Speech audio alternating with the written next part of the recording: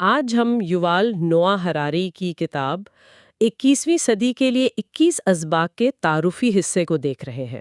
جی بالکل۔ سیپینز میں ماضی تھا، ہوموڈیوز میں مستقبل، لیکن اس کتاب میں وہ اب کی بات کرتے ہیں، یعنی ہمارا موجودہ دور۔ ہاں، جو آج کل کے مسائل ہیں، اور مصنف ہراری ان کا اپنا بیک گراؤنڈ بھی تو کافی مضبوط ہے۔ بالکل، آکسفورڈ سے ہسٹری میں پی ایچ ڈی ہیں، یروشلم کی عبرانی یونیورسٹی میں ورلڈ ہسٹری پڑھاتے ہیں، اور ظاہر ہے پچھلی کتابیں تو دنیا بھر میں میرا خیال ہے کوئی 12 ملین سے زیادہ بکی ہیں۔ زبردست۔ تو اس کتاب کا مقصد کیا بتا رہے ہیں وہ کہتے ہیں کہ اس کتاب کا مقصد ہے آج کے جو سب سے اہم مسائل ہیں ان کا جائزہ لینا، ان پر بات کرنا۔ اور سب سے بڑا چیلنج وہ شاید یہ بتا رہے ہیں کہ یہ جو دنیا اتنی تیزی سے بدل رہی ہے اور انفارمیشن کا ایک سیلاب ہے ہر طرف، جی ہاں، اس میں اپنی توجہ قائم رکھنا، کلیئر تھنکنگ رکھنا، یہ بہت مشکل ہو گیا ہے۔ صحیح۔ وہ تو سوال بھی ہی پوچھتے ہیں نا کہ کیا ہم اب بھی اس دنیا کو سمجھنے کے قابل ہیں جو ہم نے خود بنائی ہے؟ بالکل، اور اسی لیے وہ کہتے ہیں کہ ان کا مقصد کلیرکی یعنی وضاحت دینا ہے، خاص طور پر اس لیے کہ زیادہ تر لوگ تو اپنی روزمرہ کی پریشانیوں میں مصروف ہیں۔ ہاں، کام، بچے، گھر بار۔ جی، تو ان کے پاس اتنا وقت ہی نہیں کہ وہ سوچیں کہ انسانیت کدھر جا رہی ہے، لیکن وہ یہ بھی کہتے ہیں کہ بھائی تاریخ رعایت نہیں دیتی، مطلب اگر ہم نے حصہ نہیں لیا فیصلوں میں تو نتائج تو بھگتنا پڑیں گے، ہمیں بھی اور ہمارے بچوں کو بھی۔ تو یہ ایک طرح سے ویک اپ کال ہے۔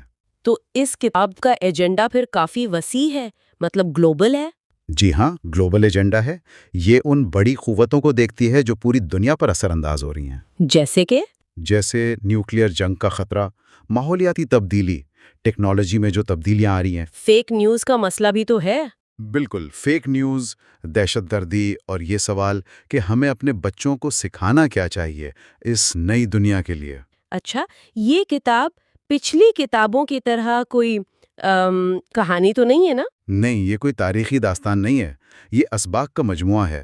الگ الگ موضوعات پر مضامین ہیں جو سوچنے پر مجبور کرتے ہیں۔ اس میں ٹیکنالوجی ہے، سیاست، مذہب، آرٹ، سب پر بات ہے، اور وہ کرتے یہ ہیں کہ بڑے عالمی مسائل کو ذاتی سطح سے جوڑتے ہیں۔ اچھا، جیسے دہشت گردی کی مثال آپ نے دی تھی۔ جی، کہ دہشت گردی صرف ایک عالمی سیاسی مسئلہ نہیں، یہ ایک اندرونی نفسیاتی چیز بھی ہے کہ خوف کیسے کام کرتا ہے۔ اور وہ لبرلزم کے برہان کی بھی بات کرتے ہیں، یہ کافی اہم نقطہ لگتا ہے۔ بہت اہم ہے۔ وہ کہتے ہیں کہ لبرلزم جو پچھلی صدی کا سب سے کامیاب ماڈل رہا ہے، جمہوریت، انسانی حقوق والا، جی وہی، وہ آج اپنے سب سے بڑے چیلنجز کا سامنا کر رہا ہے، خاص طور پر انفارمیشن ٹیکنالوجی اور بائیو ٹیکنالوجی کی وجہ سے۔ یہ بگ ڈیٹا، الگورتھمز اور ڈیجیٹل ڈکٹیٹرشپس والی بات۔ ہاں، وہ خطرہ کہ ہماری معلومات استعمال کر کے ہم پر کنٹرول حاصل کیا جا سکتا ہے، اور اس سے بھی آگے وہ کہتے ہیں کہ شاید مستقبل میں بڑا خطرہ استحصال نہ ہو بلکہ لوگوں کا غیر متعلق ریلیونٹ ہو جانا ہو۔ مطلب اے آئی اور مشینیں اتنی قابل ہو جائیں کہ انسانوں کی ضرورت ہی نہ رہے۔ کچھ ایسا ہی۔ یہ واقعی پریشان کن سوچ ہے۔ لیکن وہ یہ بھی واضح کرتے ہیں، جہاں تک مجھے یاد ہے، کہ وہ لبرلزم پر تنقید اس لیے نہیں کر رہے کہ وہ اسے ختم کرنا چاہتے ہیں۔ نہیں، بالکل نہیں، وہ بہت احتیاط سے یہ بات کہتے ہیں۔ وہ کہتے ہیں کہ اس پر بات کرنا ضروری ہے کیونکہ یہ اب تک کا سب سے کامیاب سسٹم رہا ہے۔ تو اسے بہتر بنانے کی ضرورت ہے؟ جی، اسے اپ ڈیٹ کرنے کی یا شاید نئے سرے سے سوچنے کی ضرورت ہے ان نئے چیلنجز کے لیے۔ وہ یہ بھی مانتے ہیں کہ ان کی باتوں کا غلط استعمال ہو سکتا ہے۔ آمرانہ حکومتیں کر سکتی ہیں۔ جی، لیکن وہ کہتے ہیں کہ اس ڈر سے چپ ہو جانا یا خود سینسرشپ کرنا وہ ٹھیک نہیں۔ آزادانہ بحث ہونی چاہیے، آزادی اظہار بہت اہم ہے۔ یہ تو بہت متوازن بات ہے۔ اور آخر میں تعارف میں وہ ایک اور بہت گہری بات کرتے ہیں۔ وہ کہتے ہیں کہ اے آئی اور بائیو ٹیکنالوجی یہ مل کر ہمیں زندگی کو ری ڈیزائن کرنے کی طاقت دے رہی ہیں، جو پہلے صرف خداؤں کا کام سمجھا جاتا تھا۔ بالکل۔ تو اب سوال یہ ہے کہ اس طاقت کو استعمال کیسے کیا جائے گا؟ کوئی نہ کوئی تو فیصلہ کرے گا، اور وہ فیصلہ کسی نہ کسی نظریے پر مبنی ہوگا۔ لازماً زندگی کے معنی کیا ہیں اس پر مبنی ہوگا۔ تو وہ کہتے ہیں کہ اگر ہم خود یہ فیصلے نہیں کریں گے شعوری طور پر، تو مارکیٹ فورسز کر دیں گی۔ جی، یا حکومتیں۔ تو اس لیے آج پہلے سے کہیں زیادہ ضروری ہے کہ ہم خود سوچیں کہ زندگی کا مقصد کیا ہے۔ پارٹ 1 دا ٹیکنالوجیکل چیلنج کے کچھ اہم سبق پر گہری بات چیت کر رہے ہیں۔ شروع کرتے ہیں پہلے ٹاپک سے، ڈس ایلیوژنمنٹ۔ یہ وہ احساس ہے کہ شاید تاریخ کا اختتام جس کا کہا جا رہا تھا وہ ابھی نہیں ہو رہا۔ ہاں بالکل، مطلب 20ویں صدی میں 3 بڑی کہانیاں تھیں نا، فیسزم، کمیونزم، لبرلزم۔ پہلی 2 تو چلی گئیں، تو لگا بس اب لبرل کہانی ہے، آزادی، جمہوریت، فری مارکیٹس۔ ایگزیکٹلی، اور سب نے مان لیا تھا کہ بس یہی فیوچر ہے۔ بل کلنٹن نے تو چائنا کو کہا بھی تھا کہ آپ تاریخ کے غلط سائڈ پر ہیں۔ جی، لیکن پھر وہ 2008 کا فائنینشیل کرائسس آیا اور اس کے بعد سے لوگوں کا اس لبرل کہانی سے بھی دل اٹھنے لگا ہے۔ ایک قسم کی نا امیدی پھیل رہی ہے۔ ہاں، وہ بریگزٹ، ٹرمپ کا الیکشن، یہ سب اسی طرف اشارے ہیں نا۔ بالکل، دیواریں واپس کھڑی ہو رہی ہیں، امیگریشن کی مخالفت، مطلب اب کوئی ایک ایسی کہانی نہیں جو سب مان رہے ہوں۔ اس سے خاص کر جو لبرل ایلیٹ ہے اس میں کافی ڈس اورینٹیشن اور ایک ڈر سا ہے جسے پتہ نہیں آگے کیا ہونے والا ہے۔ اور اس بے چینی کو ٹیکنالوجی کی جو تیز رفتار ترقی ہے، خاص کر آئی ٹی اور بائیو ٹیکنالوجی، وہ اور بڑھا رہی ہے۔ صحیح کہہ رہی ہوں نا؟ جی بالکل صحیح۔ ہمارا جو پولیٹیکل سسٹم ہے وہ تو انڈسٹریل ایج کے لیے بنا تھا، وہ اس نئی ڈیجیٹل بائیو ریولوشن کے لیے شاید تیار ہی نہیں ہے۔ ہاں، جیسے انٹرنیٹ انقلاب کو دیکھ لیں، یہ انجینئرز لے آئے، عام لوگوں سے یا سیاسی جماعتوں سے تو پوچھا نہیں گیا تھا اس کے بارے میں۔ صحیح کہا۔ اور اب یہ جو نئی چیزیں آ رہی ہیں، اے آئی ہے، بلاک چین ہے، جینیٹک انجینئرنگ، ان سب سے عام انسان کو نا وہ irrelevant ہونے کا احساس ہو رہا ہے، غیر متعلقہ کا۔ اچھا، کیسے؟ دیکھیں، پہلے کے پروپیگنڈا پوسٹرز میں مزدور ہوتا تھا، کسان ہوتا تھا، لوگ کہتے تھے ہاں یہ میں ہوں۔ اب لگتا ہے فیوچر ان کے بارے میں ہے ہی نہیں۔ شاید اسی لیے یہ جو پاپولسٹ موومنٹس ہیں یہ ایکسپلائٹیشن سے زیادہ اس irrelevance کے خوف سے چل رہی ہیں۔ یہ غیر متعلقہ ہونے کا ڈر۔ تو پھر اس سے سیدھا اگلا سوال بنتا ہے ورک کا، مطلب کام کا مستقبل کیا ہے؟ کیا جب ہم بڑے ہوں گے ہمارے پاس نوکریاں ہوں گی بھی؟ یہ بہت بڑا سوال ہے۔ ایک طرف ڈر ہے کہ مشینیں سب کو بے روزگار کر دیں گی، دوسری طرف امید ہے کہ نئی جابز بھی آئیں گی۔ پہلے بھی آٹومیشن آئی تھیں، جابز ختم نہیں ہوئی۔ تو اس بار الگ کیا ہے؟ پہلے بھی تو مشینیں آئی تھیں۔ الگ یہ ہے کہ اے آئی اب صرف فزیکل کام نہیں کر رہی، وہ کوگنیٹو سکلز میں، مطلب سوچنا، سمجھنا، سیکھنا، اینالائز کرنے میں، یہاں تک کہ انسانی جذبات کو سمجھنے میں انسانوں سے آگے نکل رہی ہے۔ جذبات کو سمجھنے میں بھی؟ جی، سائنس اب سمجھ رہی ہے کہ ہمارے فیلنگز یا انٹیوشن اصل میں بائیو کیمیکل الگریتھمز ہیں، پیٹرن ریکگنیشن ہے، اور اے آئی یہ پیٹرنز ہم سے بہتر پہچان سکتی ہے۔ پھر اے آئی کے پاس کنیکٹیوٹی اور اپڈیٹیبلٹی جیسی چیزیں ہیں جو انسانوں میں نہیں۔ مطلب جیسے ایک سیلف ڈرائیونگ کار کچھ سیکھتی ہے تو وہ فوراً باقی سب کارز کو بھی پتہ چل جاتا ہے۔ ایگزیکٹلی، لاکھوں انسانی ڈرائیورز کو ایسے اپڈیٹ کرنا تو ناممکن ہے۔ اے آئی ڈاکٹرز بھی اسی طرح فوراً اپڈیٹ ہو سکتے ہیں۔ ہاں، اس کے فائدے تو ہیں، جیسے اے آئی ڈاکٹر سستی اور بہتر ہیلتھ کیئر دے سکتے ہیں، یا سیلف ڈرائیونگ کار سے ایکسیڈنٹ کم ہو سکتے ہیں، شاید لاکھوں جانیں بچ جائیں۔ تو مقصد جابز بچانا ہونا چاہیے یا انسانوں کو؟ یہ اہم نکتہ ہے، لیکن سوال پھر وہی ہے کہ کیا کوئی جابز بچ بھی پائیں گے؟ لوگ کہتے ہیں کیئر انڈسٹری یا کریٹیوٹی، یا اے آئی جو میوزک بنا سکتی ہے، جو انسانی جذبات کو ہم سے بہتر ٹارگٹ کرے، تو کیا واقعی کچھ محفوظ ہے؟ دیکھیں، نئی جابز تو آئیں گی، ضرور آئیں گی، جیسے اے آئی کی مینٹیننس وغیرہ، لیکن ان کے لیے سکلز چاہیے ہوں گی، وہ بھی بہت ہائی لیول کی۔ ہاں، یہ بات تو ہے۔ پہلے فیکٹری ورکر کھیت میں کام کر سکتا تھا، سکلز ملتی جلتی تھیں۔ اب ایک کیشیئر شاید فورن ڈرون آپریٹر یا ڈیٹا سائنٹسٹ نہ بن سکے 2050 میں۔ اس سے خطرہ ہے کہ ایک نئی یوز لیس کلاس نہ بن جائے، مطلب وہ لوگ جن کی اکنامک ویلیو ہی نہ ہو۔ تو لوگوں کو بار بار خود کو بدلنا پڑے گا، نئی چیزیں سیکھنی پڑیں گی۔ اس کے لیے تو بہت ذہنی مضبوطی چاہیے ہوگی۔ جی بالکل، ذہنی لچک، فلیکسیبلٹی اور مضبوطی۔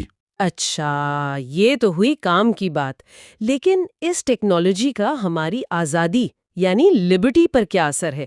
وہ کہتے ہیں نا، big data is watching you. Liberalism تو کہتا ہے کہ انسان کی مرضی سب سے اہم ہے، فری ول۔ ووٹر بہتر جانتا ہے، کسٹمر ہمیشہ صحیح ہوتا ہے۔ ہاں، لیکن سائنس اب اس فری ول پر ہی سوال اٹھا رہی ہے۔ وہ کہہ رہی ہے کہ ہمارے احساسات، ہماری فیلنگز، یہ کوئی آزاد چیز نہیں، یہ بیسیکلی بائیو کیمیکل الگوریدمز ہیں جو سروائیول اور ریپروڈکشن کے لیے کیلکولیشنز کر رہے ہیں۔ مطلب ہمیں صرف لگتا ہے کہ ہم آزاد فیصلے کر رہے ہیں؟ کچھ ایسا ہی۔ پہلے اس ایلیوژن پر ڈیپینڈ کرنا ٹھیک تھا کیونکہ کوئی باہر سے اسے ہیک نہیں کر سکتا تھا، لیکن اب بائیوٹیک اور انفوٹیک مل کر ایسے بگ ڈیٹا الگوریدمز بنا رہے ہیں جو شاید ہمارے احساسات کو ہم سے بھی بہتر سمجھ لیں۔ تو اس کا مطلب اتھارٹی انسانوں سے الگوریدمز کو جا سکتی ہے؟ ہاں، اس کا امکان تو ہے۔ میڈیکل فیلڈ میں دیکھیں، الگوریدم شاید بیماری کو ڈاکٹر سے پہلے پکڑ لے۔ اور زندگی کے باقی حصوں میں بھی، جیسے گوگل سرچ ہمیں بتاتا ہے سچ کیا ہے، جی پی ایس پر ڈیپینڈ کرتے کرتے ہم راستے بھول گئے ہیں۔ کیا کل کو اے آئی ہمارے لیے کریئر یا شادی کا فیصلہ بھی کرے گی؟ یہ سب ممکن ہے۔ ہو سکتا ہے زندگی فیصلوں کے ڈرامے کے بجائے ڈیٹا کے ایک مسلسل بہاؤ جیسی محسوس ہو۔ اور اخلاقی فیصلے، موریلٹی، کیا الگوریدم یہ کر سکتے ہیں؟ شاید انسانوں سے بہتر، کیونکہ وہ جذباتی نہیں ہوتے۔ وہ ٹرالی پرابلم والی مثال۔ ہاں، یہ دلچسپ ہے۔ الگوریدم شاید پروگرام کیے گئے اصولوں پر زیادہ سختی سے چلیں۔ انسان تو کرائسس میں جذباتی ہو جاتا ہے، لیکن یہاں اصل خطرہ اے آئی کے خود باغی ہونے کا نہیں ہے۔ تو پھر کیا ہے؟ اصل خطرہ ہے انسان کی اپنی نیچرل بے وقوفی اور ظلم۔ روبوٹس تو حکم مانیں گے، اگر حکم دینے والا ظالم ہے تو اے آئی اس ظلم کو ایفیشنسی کے ساتھ بنا کسی ہچکچاہٹ کے 1000 گنا بڑھا سکتی ہے۔ ڈیجیٹل ڈکٹیٹرشپس کا امکان۔ مطلب ایسی حکومتیں جو ہر شہری کی سوچ کو مانیٹر کر سکیں، ہر احساس کو۔ یہ تو بہت خوفناک ہے۔ ایسے نظام تو شاید ڈیموکریٹک نظاموں سے زیادہ ایفیشنٹ بھی ہو جائیں۔ جی، یہ ایک ریئل خطرہ ہے۔ تو قریبی مستقبل میں اے آئی کے کانشیس ہونے کا ڈر نہیں، لیکن یہ ڈر ہے کہ سپر انٹیلیجنٹ اے آئی انسانوں کی کمزوریوں کا فائدہ اٹھانا سیکھ لے گی، ہمیں مینیپولیٹ کرے گی۔ بالکل، ہمارے ایموشنل بٹنز کو سمجھ کر۔ اور آزادی کے ساتھ ساتھ یہ الگوریدمز ایکوالٹی یعنی مساوات کے لیے بھی ایک بہت بڑا چیلنج ہے۔ کیسے؟ ایکوالٹی کے لیے کیسے خطرہ ہیں؟ ممکن ہے کہ یہ ٹیکنالوجی تاریخ کے سب سے زیادہ غیر مساوی ان ایکول معاشرے پیدا کر دے، جہاں ساری دولت اور طاقت چند لوگوں کے پاس ہو اور باقی لوگوں کو ایکسپلائٹیشن کا بھی خطرہ نہ ہو، بلکہ وہ سمپلی irrelevant ہو جائیں، ان کی ضرورت ہی نہ رہے۔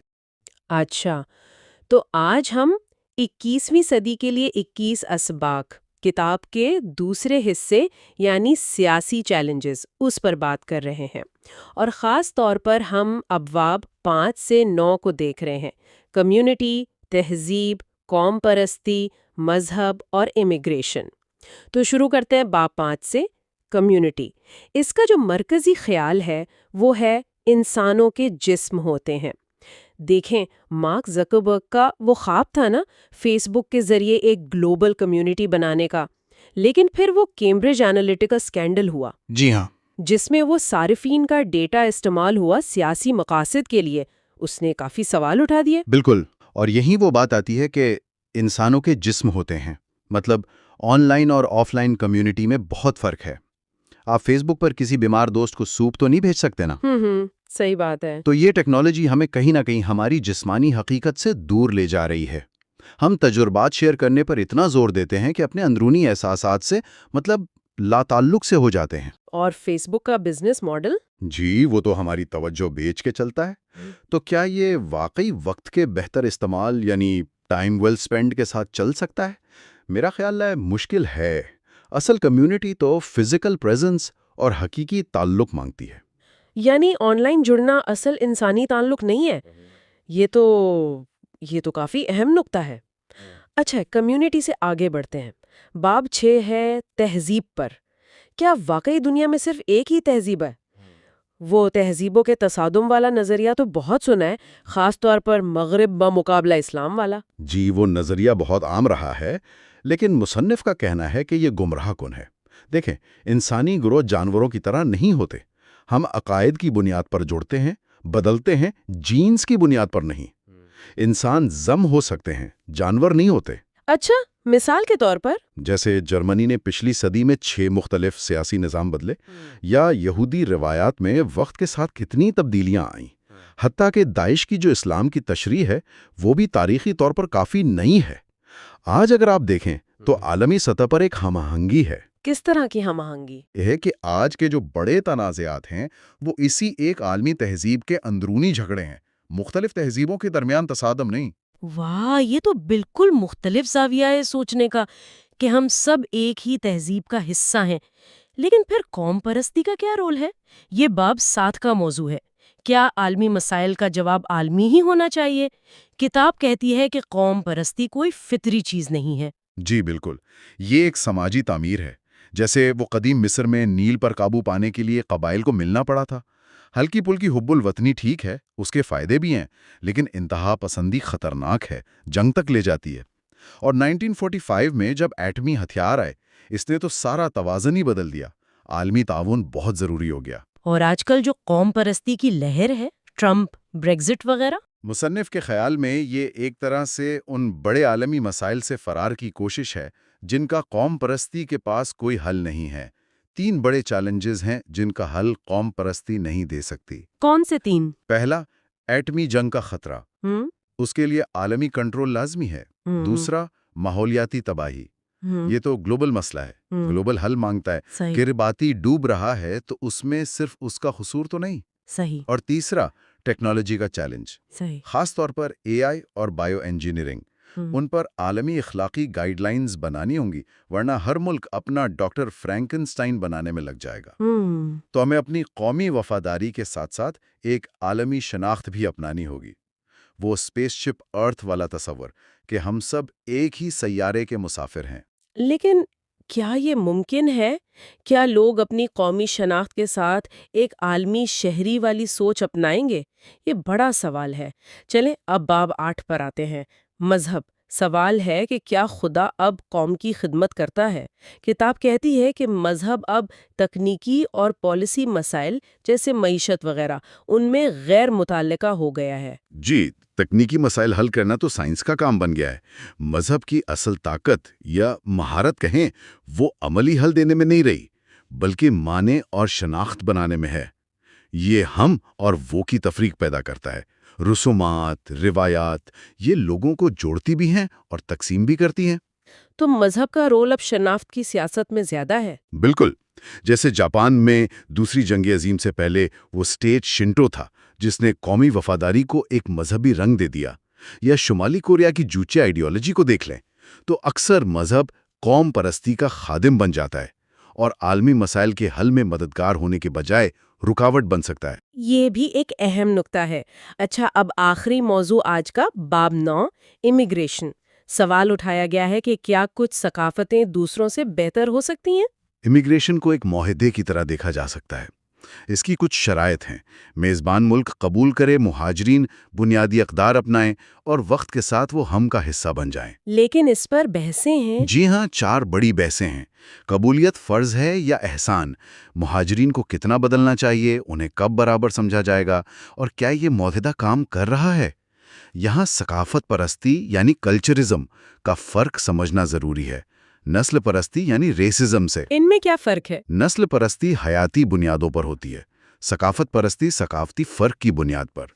مصنف ایک فرضی مثال دیتا ہے کالڈیا اور وارم لینڈ کی۔ ایک جگہ لوگ جذبات دباتے ہیں، دوسری جگہ کھل کر اظہار کرتے ہیں۔ اب اگر یہ لوگ ایک ساتھ کام کریں تو مسائل ہو سکتے ہیں۔ یہ نسل پرستی نہیں، یہ ثقافتی فرق کی وجہ سے ہے، یعنی ثقافت پرستی۔ یہ تو بہت نازک بحث ہے۔ مطلب ثقافتی فرق کی بات کریں تو فوراً نسل پرستی کا الزام لگ سکتا ہے۔ بالکل، اور ثقافت پرستی کے دعووں میں بھی مسائل ہیں۔ اکثر مقامی ثقافت کو عالمی طور پر بہتر سمجھ لیا جاتا ہے، یا پھر پوری ثقافت پر بہت زیادہ جنرلائزیشن کر دی جاتی ہے، یا افراد کو ان کی ثقافت کی بنیاد پر پہلے سے جج کیا جاتا ہے۔ تو امیگریشن کی بحث آسان نہیں ہے۔ یہ ظاہر کرتی ہے کہ 21ویں صدی میں ثقافتی فرق اور انضمام کے چیلنجز کتنے گہرے اور پیچیدہ ہیں۔ تو یہ بالکل واضح ہے کہ کمیونٹی سے لے کر امیگریشن تک یہ سارے سیاسی چیلنجز جو ہیں یہ آپس میں بہت جڑے ہوئے ہیں اور کافی پیچیدہ ہیں۔ یقیناً اور یہ سب ہمیں ایک بنیادی سوال پر لا کے کھڑا کر دیتے ہیں کہ مستقبل میں ہم اپنی مقامی شناختوں، قومی، مذہبی، ثقافتی اور عالمی بقا کے لیے جو عالمی تعاون درکار ہے، ان کے درمیان توازن کیسے قائم کریں گے؟ کیا یہ جو کشمکش بڑھ رہی ہے، یہ کبھی حل ہو پائے گی یا یہ 21ویں صدی کا ایک مستقل چیلنج ہی رہے گی؟ اچھا، تو آج ہم اپنے سورس مٹیریل کے تیسرے حصے مایوسی اور امید سے کچھ اہم چیپٹرز یعنی 10 سے 14 پر بات کر رہے ہیں۔ جی بالکل۔ ان میں کافی ریلیونٹ موضوعات ہیں آج کل کے حوالے سے۔ ٹیررزم ہے، وار، ہیوملٹی، گاڈ اور سیکولرزم۔ بہت اہم مباحث ہیں۔ تو چلیں چیپٹر 10 سے شروع کرتے ہیں۔ ٹیررزم ڈونٹ پینک، یعنی گھبرائیں نہیں۔ جی اس میں پہلی بات تو یہی ہے کہ دہشت گردی کا اصل مقصد بڑا مادی نقصان نہیں ہوتا بلکہ خوف پھیلانا ہوتا ہے۔ بالکل۔ اور اعداد و شمار دیکھیں تو وہ تو حیران کن ہے۔ مطلب دہشت گردی سے سالانہ اموات، ٹریفک حادثات یا یہاں تک کہ ذیابیطس سے بھی بہت کم ہے۔ جی ہاں، فگرز تو یہی بتاتے ہیں۔ پھر بھی ڈر سب سے زیادہ اسی کا ہے۔ ہاں، تو ایسا کیوں ہے؟ دیکھیں، یہ وہ مکھی اور بیل والی مثال ہے۔ ٹیررز جو ہیں وہ مکھی کی طرح کمزور ہوتے ہیں، اچھا۔ لیکن وہ ریاست یعنی بیل کو اتنا اکساتے ہیں کہ وہ غصے اور خوف میں آ کر خود اپنا ہی بڑا نقصان کر بیٹھتی ہے۔ جیسے 9/11 کے بعد مشرق وسطی میں امریکی رد عمل۔ ایگزیکٹلی، وہ بہترین مثال ہے۔ تو اکثر اصل خطرہ خود دہشت گردی نہیں بلکہ اس پر ہمارا اپنا شدید رد عمل، ہمارا اوور ری ایکشن ہوتا ہے۔ اور اس میں میڈیا کا بھی کردار ہوتا ہوگا؟ اوہ بالکل، میڈیا اور ہماری اپنی امیجنیشن یہ مل کر خوف کو بہت بڑھا دیتے ہیں۔ یعنی اصل خطرہ ہمارا اپنا رد عمل ہے۔ یہ تو سوچنے والی بات ہے۔ اچھا، اس خوف سے ہٹ کر دیکھیں تو ایک اور بڑا خطرہ جنگ کا، جس کا ذکر چیپٹر 11 میں ہے، war never underestimate human stupidity. جی، انسانی حماقت کو کم نہ سمجھیں۔ اگرچہ پچھلی کچھ دہائیاں تاریخ کی نسبتاً پرامن ترین رہی ہیں، جی، کمپیریٹیولی۔ لیکن آج کل جنگ کا خطرہ پھر سے محسوس ہوتا ہے۔ مگر سورس کہتا ہے کہ 2018 اور 1914 میں بڑا فرق ہے۔ پہلے کامیاب جنگیں معاشی اور سیاسی طاقت بڑھاتی تھیں۔ بالکل، پہلے جنگیں ہوتی تھیں وسائل کے لیے، زمین پر قبضے کے لیے، برطانیہ کی سلطنت یا امریکہ کا میکسیکو پر قبضہ۔ ہاں، لیکن آج کل بڑی طاقتوں کے لیے ویسی کامیاب جنگ کرنا بہت بہت مشکل ہو گیا ہے۔ وجہ یہ ہے کہ معیشت اب نالج بیسڈ ہے۔ نالج بیسڈ کیسے؟ دیکھیں، آپ سلیکن ویلی جیسی جگہ پر قبضہ تو کر سکتے ہیں، مگر وہاں کی نالج کو کیسے چھینیں گے؟ اچھا، ہاں یہ بات تو ہے۔ علم پر بمباری تو نہیں ہو سکتی۔ بالکل۔ پھر ایٹمی ہتھیار ہیں، سائبر وارفیئر ہے، ان سب نے جنگ کو بے تحاشا مہنگا اور کہہ لیں کہ کم منافع بخش بنا دیا ہے۔ لیکن روس کا کرینیا پر قبضہ، وہ تو ایک حالیہ مثال ہے۔ وہ ایک ایکسیپشن ضرور ہے، لیکن اس کے بھی لانگ ٹرم نقصانات ہیں۔ مگر بات وہی آ جاتی ہے، جنگ پھر بھی ناممکن نہیں ہے۔ کیوں؟ کیونکہ ہیومن اسٹوپڈیٹی، انسانی بے وقوفی، وہ ایک بہت بڑا فیکٹر ہے۔ کبھی کبھی لیڈرز غیر منطقی فیصلے کر لیتے ہیں۔ انسانی حماقت، کیا یہ واقعی اتنی بڑی طاقت ہے؟ شاید اس کا تعلق اگلے نقطے سے بھی بنتا ہو۔ جنگ کے خطرے کی ایک وجہ یہ بھی ہو سکتی ہے کہ گروہ خود کو بہت اہم سمجھتے ہیں۔ جی، یہ چیپٹر 12 کا موضوع ہے، ہیوملٹی یعنی عاجزی۔ You are not the centre of the world. ہاں، کہ آپ دنیا کا مرکز نہیں ہیں۔ سورس میں کئی مثالیں ہیں، یونانی، چینی، ہندو، مسلمان، یہودی، سبھی خود کو تاریخ کا مرکزی کردار سمجھتے رہے ہیں۔ بالکل، یہ بہت عام انسانی رجحان ہے، اور یہ صرف قوموں تک محدود نہیں۔ آپ اخلاقیات کو ہی لے لیں۔ اچھا؟ اکثر سمجھا جاتا ہے کہ اخلاقیات کسی خاص مذہب نے دی ہیں، لیکن سورس کہتا ہے کہ اس کی جڑیں تو ایوولوشن میں ہیں۔ جانوروں میں بھی؟ جی ہاں، جانوروں میں بھی سوشل اصول ہوتے ہیں، اور قدیم تہذیبیں جیسے میسوپوٹیمیا، مصر، وہاں بھی مذاہب کے آنے سے پہلے اخلاقی ضابطے موجود تھے۔ تو عاجزی کا مطلب ہوا یہ تسلیم کرنا کہ کوئی ایک قوم، مذہب یا ثقافت پوری انسانیت سے بڑھتر نہیں۔ بالکل، یہی کہ ہم سب تاریخ کا ایک چھوٹا سا حصہ ہیں۔ آج کی دنیا میں تو یہ بات بہت ہی اہم لگتی ہے۔ اچھا، یہ خود کو مرکز سمجھنے والی سوچ یہ ہمارے مذہبی تصورات پر بھی اثر ڈالتی ہے. جیسے چیپٹر 13 میں گاڈ کے بارے میں کہا گیا ہے کہ خدا کا نام بیجا استعمال نہ کریں. جی، اس میں 2 طرح کے خدا کا ذکر ہے. ایک تو وہ کازمک مسٹری ہے، کائناتی معمہ. ہاں، جس کے بارے میں ہم شاید کچھ نہیں جان سکتے، اور دوسرا وہ ورلڈلی لا گیور، دنیاوی قانون دینے والا. جس کی پسند ناپسند، فیشن، سیاست، ان سب پر لوگ بات کرتے ہیں. بالکل. مسئلہ تب پیدا ہوتا ہے جب لوگ پہلے والے خدا یعنی کاسمک مسٹری کا نام لے کر دوسرے والے یعنی دنیاوی قانون لوگوں پر مسلط کرنے لگتے ہیں. مثال کے طور پر یہ کہنا کہ چونکہ ہم بگ بینگ کو پوری طرح نہیں سمجھتے اس لیے ہم جنس پرستی غلط ہے. ان 2 باتوں کا آپس میں کوئی منطقی تعلق نہیں بنتا. سورس کے مطابق اصل اخلاقیات کے لیے کسی مافوق الفطرت ہستی کی ضرورت نہیں. یہ دوسروں کے دکھ درد کو سمجھنے سے پیدا ہوتی ہے، کمپیشن سے. یعنی دوسروں کو تکلیف پہنچانا بالآخر خود کو تکلیف پہنچانے جیسا ہے؟ بالکل. یہ ایک بنیادی انسانی سچائی ہے. بہت دلچسپ نکتہ ہے. اچھا، آخر میں چیپٹر 14 ہے سیکولرزم پر. ایگنالج یور شیڈو، اپنے سائے کو تسلیم کریں. جی. سیکولرزم صرف مذہب کی نفی نہیں بلکہ یہ کچھ مثبت اقدار کا نظام ہے نا؟ جیسے سچائی، ثبوت کی بنیاد پر. ہاں، سچائی، ہمدردی، کمپیشن، مساوات، ایکوالٹی، آزادی، فریڈم، ہمت، ذمہ داری. یہ ساری اقدار تو بہت سے مذاہب میں بھی مشترک ہیں. بالکل مشترک ہیں. لیکن سیکولرزم کا اپنا چیلنج بھی ہے. وہ یہ کہ اس کے نظریات بھی کبھی کبھی کٹر عقائد یعنی ڈوگماز بن سکتے ہیں. اچھا، جیسے سٹالنزم ایک مثال ہے، یا مارکیٹ اکانومی پر اندھا یقین کر لینا، یا انسانی حقوق کے تصور کو بغیر سوال کیے مان لینا. ہر نظریے کا ایک شیڈو، ایک سایہ ہوتا ہے، اس کی خامیاں، اس کے منفی پہلو. تو سیکولرزم کا فائدہ کیا ہے پھر؟ اس کا فائدہ کم از کم نظریاتی طور پر یہ ہے کہ وہ اپنی غلطیاں تسلیم کرنے اور ان پر سوال اٹھانے کے لیے تیار رہتا ہے، یا اسے رہنا چاہیے. اپنے سائے کو تسلیم کرنا. جی. اور یہیں سے وہ آخری اہم سوال پیدا ہوتا ہے. کون سا سوال؟ کہ ہر نظریہ چاہے وہ مذہبی ہو یا سیکولر، کیا اپنی تاریخ کی سب سے بڑی غلطی کو، اپنے سب سے بڑے سائے کو تسلیم کرنے کی ہمت رکھتا ہے؟ اور جب ہم مستقبل کے لیے بڑے فیصلے کر رہے ہوں تو ہمیں کن پر زیادہ بھروسہ کرنا چاہیے؟ ان پر جو اپنی لا علمی کا، اپنی غلطیوں کے امکان کا اعتراف کرتے ہیں، یا ان پر جو دعویٰ کرتے ہیں کہ ان سے کبھی کوئی غلطی ہو ہی نہیں سکتی؟ تو آج ہم سورس مٹیریل کے پارٹ 4 یعنی ٹروتھ پر تھوڑی بات کر رہے ہیں، خاص کر چیپٹرز 15 سے 18. پہلا چیپٹر ہے 15، اگنورنس. اس کا مین پوائنٹ یہی ہے نا کہ ہم جتنا سوچتے ہیں اسے کئی کم جانتے ہیں. ہاں بالکل.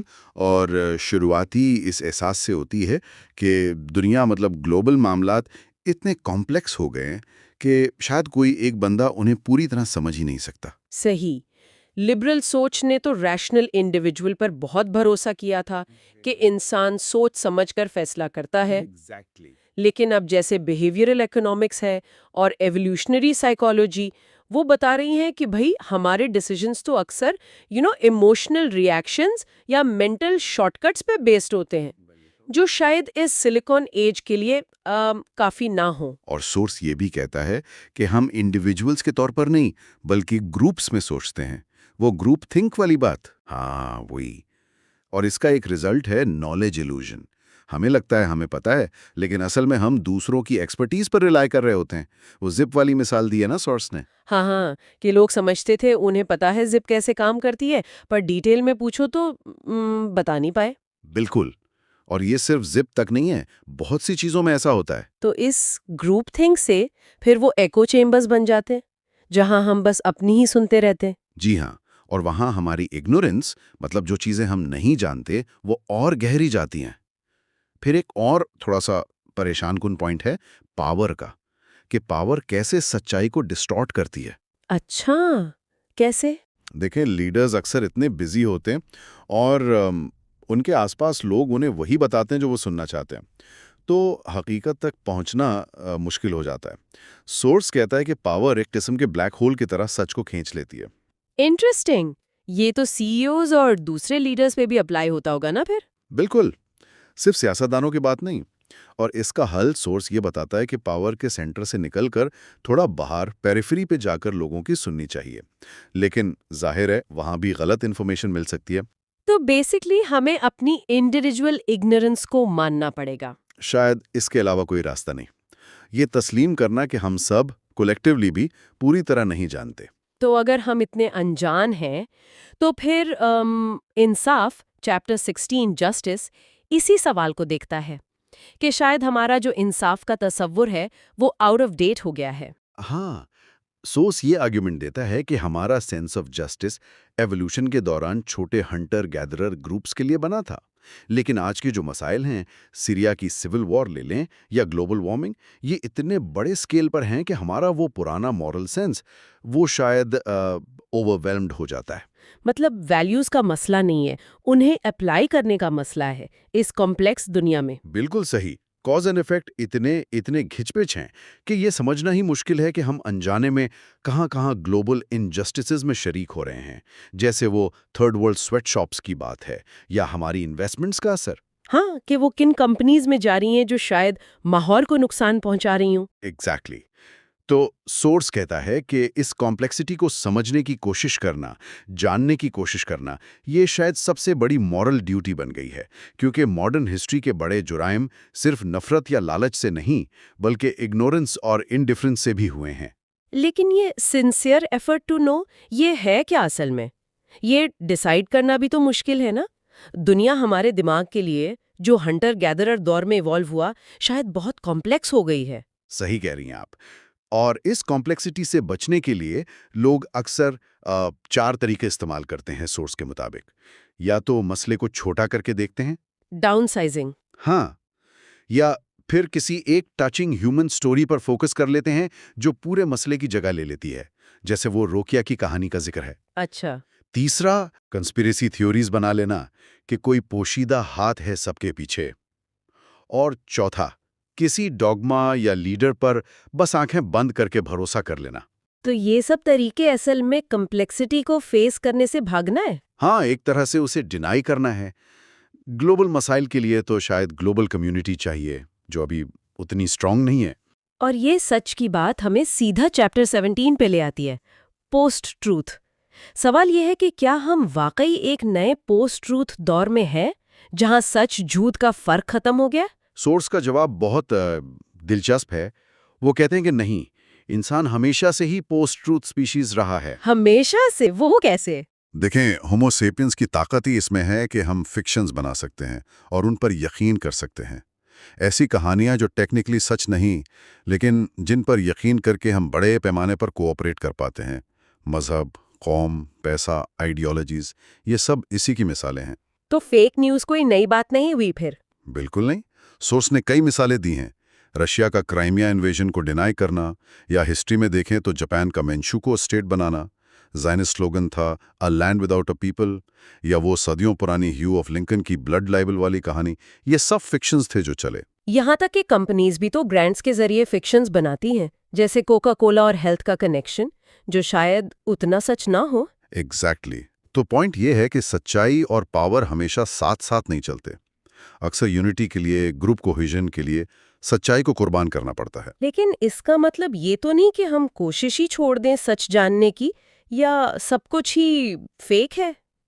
نہیں، بالکل نہیں. بلکہ اس کا مطلب ہے کہ ہمیں اور زیادہ ہوشیار رہنا پڑے گا اپنی انفارمیشن سورسز کے بارے میں. انہیں ویریفائی کرنا پڑے گا. سورس 2 سمپل رولز بتاتا ہے. کیا ہے وہ؟ پہلا، ریلائبل انفارمیشن کے لیے پیسہ خرچ کرنے کو تیار ہوں. اگر کوئی چیز فری ہے تو ہو سکتا ہے کہ آپ خود پروڈکٹ ہوں. یہ تو سوشل میڈیا کے لیے بہت ریلیونٹ ہے. بالکل. اور دوسرا، اہم ایشوز پر صرف نیوز ہیڈ لائنز یا سوشل میڈیا نہیں بلکہ سائنٹیفک لٹریچر بھی پڑھیں. Peer reviewed articles, academic books. اور سائنٹسٹ کو بھی چاہیے کہ وہ پبلک ڈیبیٹس میں حصہ لیں. اچھا، تو یہ سچائی اور فکشنز کی بات ہمیں آخری چیپٹر کی طرف لے جاتی ہے جس پر ہم آج بات کر رہے ہیں، چیپٹر 18 سائنس فکشن، کہ فیوچر شاید ویسا نہیں جیسا ہم موویز میں دیکھتے ہیں. ہاں، اور سورس کہتا ہے کہ سائی فائی شاید آج کا سب سے امپورٹنٹ آرٹسٹک جانرا ہے، کیونکہ یہ اے آئی، بائیو انجینئرنگ جیسی نئی چیزوں کے بارے میں عام لوگوں کی انڈرسٹینڈنگ کو، ان کے خیالات کو شیپ کرتا ہے۔ لیکن سورس ایک غلطی کی نشاندہی کرتا ہے جو سائی فائی اکثر کرتا ہے۔ جی وہ ہے انٹیلیجنس اور کانشیسنس کو کنفیوز کرنا۔ انٹیلیجنس مطلب مسئلے حل کرنے کی صلاحیت، اور کانشیسنس مطلب محسوس کرنے کی صلاحیت، جیسے خوشی یا دکھ۔ سائی فائی اکثر ان دونوں کو ملا دیتا ہے۔ اور اس سے پھر وہ روبوٹ ہم پر قبضہ کر لیں گے والا ڈر پیدا ہوتا ہے۔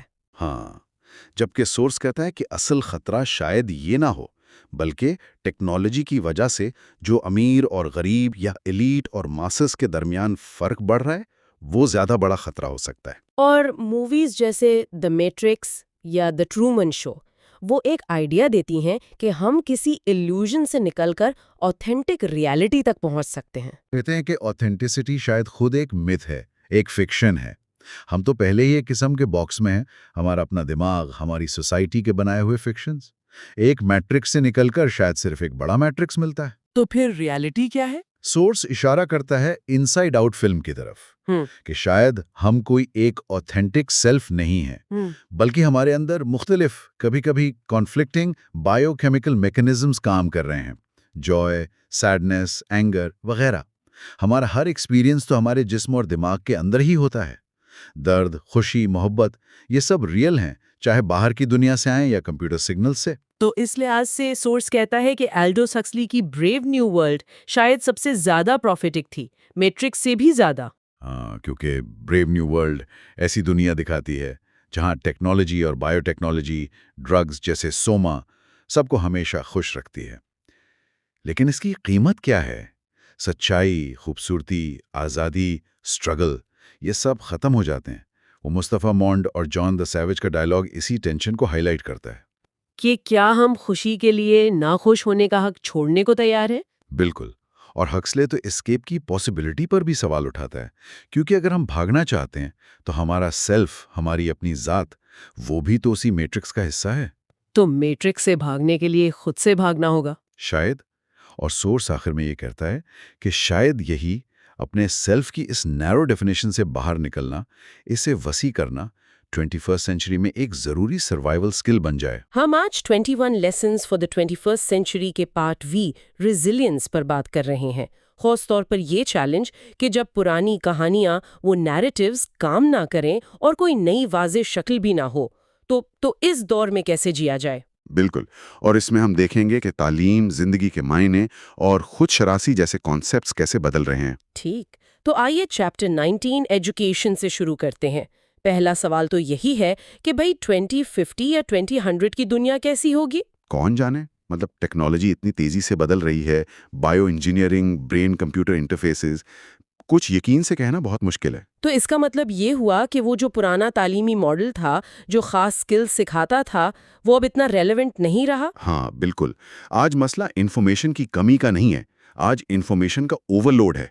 اصل چیلنج ہے غلط معلومات سے، فضول چیزوں سے بچنا۔ اچھا، ہمیں ضرورت ہے انفارمیشن کو سمجھنے کی، اہم اور غیر اہم میں فرق کرنے کی صلاحیت کی، اور سب سے بڑھ کر ان سب ٹکڑوں کو جوڑ کر ایک بڑی تصویر بنانے کی۔ یہ صرف ڈیٹا ایبزارب کرنا نہیں، بلکہ سینس میکنگ ہے۔ اسی لیے شاید 4 C's پر اتنا زور دیا جا رہا ہے، رٹے لگانے کے بجائے۔ کریٹیکل تھنکنگ، جی کمیونیکیشن، کولیبوریشن اور کریٹیوٹی۔ ہاں، تو ان پر اتنا زور کیوں ہے؟ دیکھیں، اس لیے کہ یہ وہ بنیادی صلاحیتیں ہیں جو ہمیں غیر یقینی حالات میں، انسرٹینٹی میں مدد دیتی ہیں۔ کریٹیکل تھنکنگ سے آپ معلومات کو جانچتے ہیں، ہے نا؟ صحیح۔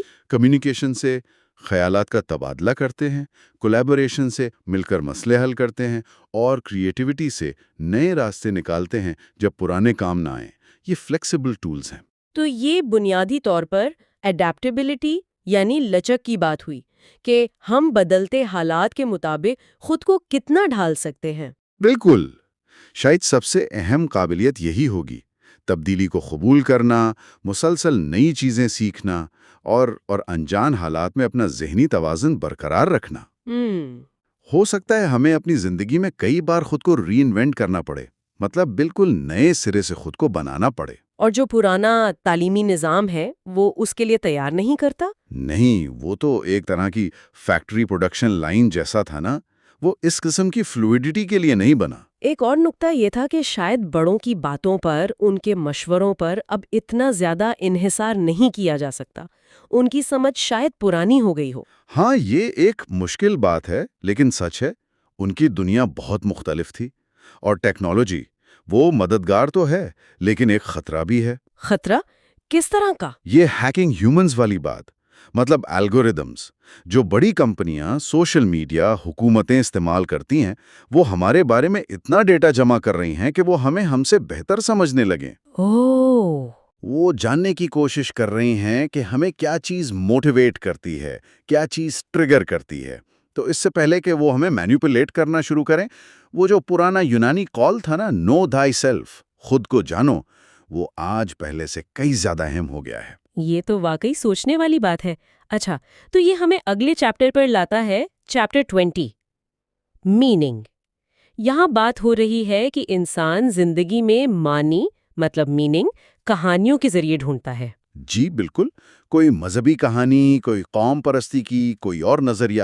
یہ کہانیاں ہمیں ایک کردار دیتی ہیں، ایک شناخت دیتی ہیں. ہمیں لگتا ہے کہ ہم کسی بڑی چیز کا حصہ ہیں. لیکن کتاب یہ کہتی ہے کہ ضروری نہیں یہ کہانیاں سچی ہوں. ہاں، یہی تو اصل نکتہ ہے. اور ان کہانیوں کو حقیقی محسوس کروانے میں رسومات، ریچولز کا بڑا ہاتھ ہے. خاص طور پر قربانی، سیکریفائس کا. قربانی کا؟ وہ کیوں؟ کیونکہ تکلیف یعنی سفرنگ سب سے زیادہ حقیقی محسوس ہوتی ہے. جب ہم کسی کہانی کے لیے تکلیف اٹھاتے ہیں تو وہ کہانی بھی ہمیں زیادہ سچی لگنے لگتی ہے. اچھا، یہ تو گہری بات ہے.